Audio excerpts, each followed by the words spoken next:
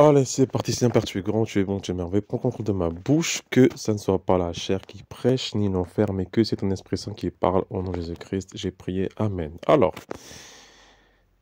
j'étais en train de parler avec un frère sur Telegram, et du coup, dans mon esprit, enfin, au début, en fait, euh, par calcul, ce qui veut dire que moi, j'ai calculé que, euh, par mes sens, par mon sens de réflexion, j'ai calculé qu'il y aura une guerre au Cameroun.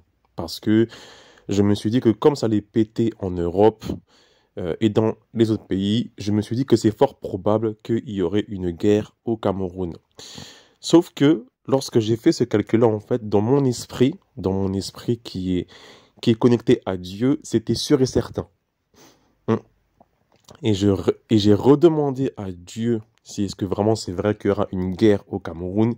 Et la guerre au Cameroun, elle va arriver et elle est irrévocable. Ce qui veut dire que c'est sûr et net. Elle est sûre et certaine. Elle est sûre et certaine. Là, c'est Dieu qui dit que, dans ce que j'ai compris dans mon esprit, c'est qu'elle est sûre et certaine. D'accord? Cependant, par sa grâce et sa miséricorde, le Seigneur m'a fait comprendre que ses siens, ses enfants, il va les protéger. Il va les protéger, il va protéger ses enfants. D'accord? Comment, mon frère, ma soeur, tu peux continuer à demeurer à étant un de ses enfants?